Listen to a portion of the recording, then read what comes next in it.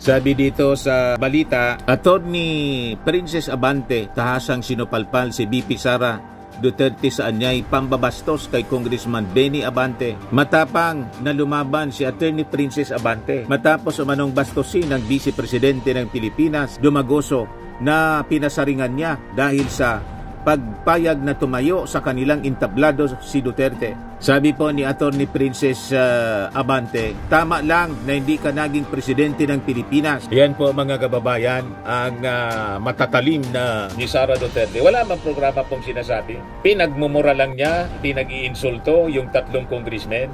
Kasi sila mga kababayan, yung nanguna kasi sa investigasyon sa confidential funds. So imbis sagutin ni Sara nang maayos yung question. Kasi sabi nga natin, parte yun ng power of the purse ng nagpapagang mga balita at pagtalakay sa mga isyu ng lipunan. Bulsa! Opinyon, banat at paglalantad sa katotohanan. Bulsa! What you see is what you get. You decide. 40 days na lang yata mga kababayan, eleksyon na. Kaya wag nating kalilimutan, number 1 sa Senado, Benhur Abalos po. Sa mga magsasaka, ito lang. Number 1, papalakasin ko ang kapangyarihan ng NFA kasi tinanggal ito ng rice tariffication.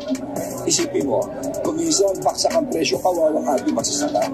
Pero kung meron kang NFA na may sapat na pondo na siya na bibili sa iyo at siya na rin magbebenta, open kasi hindi nila pwede ibenta, nakalagay ito sa batas, i-impact lamang nila. Factoring, in terms of calamity, they can only sell it if there is a rice emergency. Tatanggalin natin yun. Isipin nyo, sabi nga ni Sir Kiko, kung libo-libong truck, buong Pilipinas, walang ginawa kundi bumili ng bigas sa mga magsasaka at binibenta mismo direkta sa mga tao. Naku po, masaya lang magsasaka, kasi ba yung mga bibili dahil nakakabura sila? Hindi ba? Napakasimple. Let's just empower the NFA at yan ang gagawin ko. I will amend the rest of it.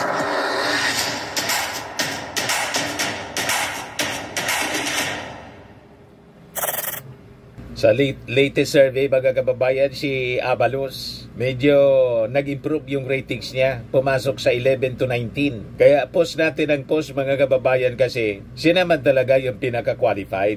At napakalawak ng kanyang experience bilang isang public servant.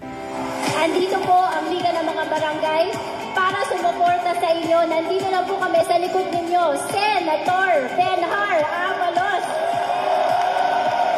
Kuryente natin ay pangalawa sa pinakamahal sa buong Asia. 20 years ago, pinindigan ko ito. Kung ako'y congressman, pumutol ako rito sa pagwis. The most overtaxed in the whole world ay ang kuryente natin. Yan ang una ko'y pampay. Para bumaba ang kuryente, tumami negosyo, tumami trabaho, at tumaang ang buhay ng bawat Pilipino.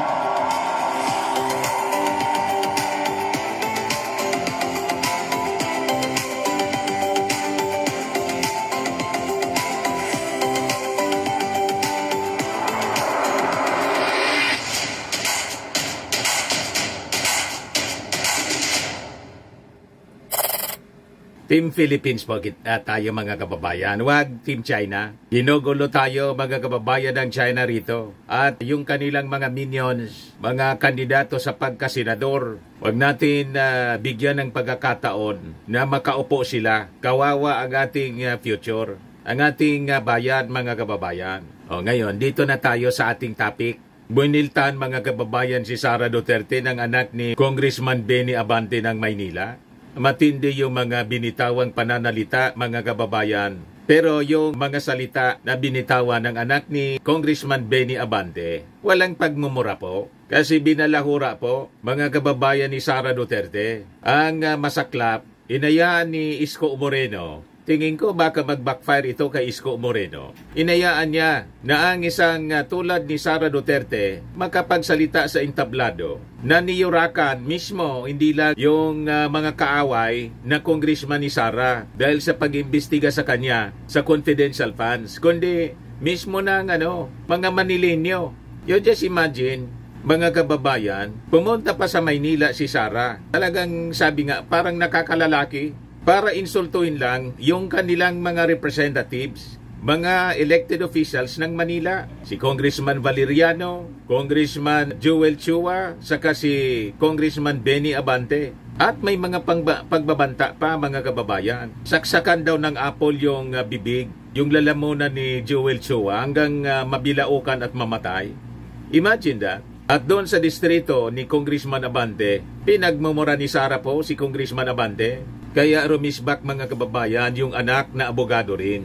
Abogada, babae kasi po. Ayan po. Sabi dito sa balita, Attorney Princess Abante tahasang sinupalpal si VP Sara Duterte sa anyay pambabastos kay Congressman Benny Abante. Matapang na lumaban si Attorney Princess Abante matapos umanong bastosin ng Vice Presidente ng Pilipinas na si Sara Duterte ang kanyang ama, si Congressman Benny Abante ng 6th District ng Maynila, sa isang pampublikong pagtitipon na ginanap noong isang gabi sa lungsod. Sa harap ng mga mamamayan at lokal na opisyal, hindi pinalampas ni Attorney Abante ang tila pangungutya ni BP Duterte sa kanyang ama. Sabi ni Attorney Princess Abante, tatayo ka dito sa aming distrito, tatayo ka dito sa aming lungsod.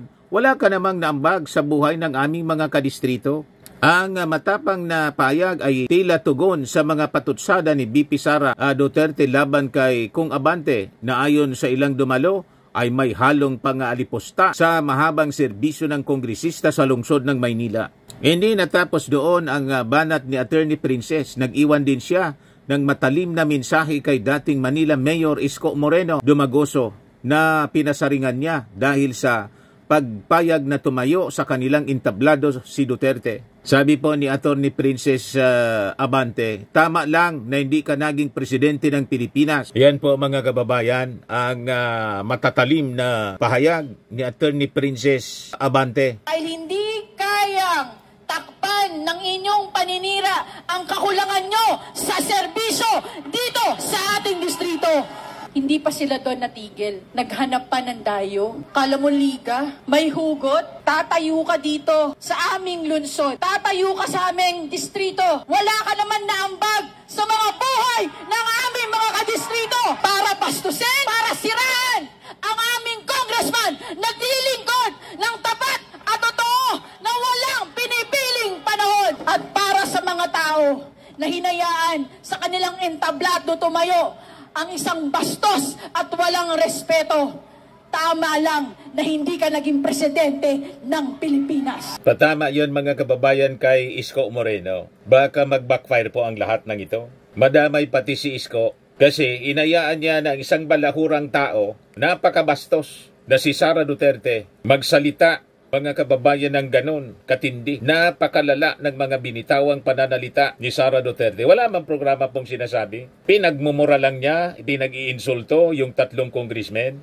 Kasi sila, mga kababayan, yung nanguna kasi sa investigasyon sa confidential funds. So imbis sagutin ni Sara nang maayos yung question, kasi sabi nga natin, parte yon ng power of the purse ng Kongreso. Imbis sagutin niyang diretso, ito yung mga ginagawa niya. Paninira sa mga tao, mga kababayan, na naghahanap lang po ng kasagutan for accountability sa paggamit ng pondo ng bayan.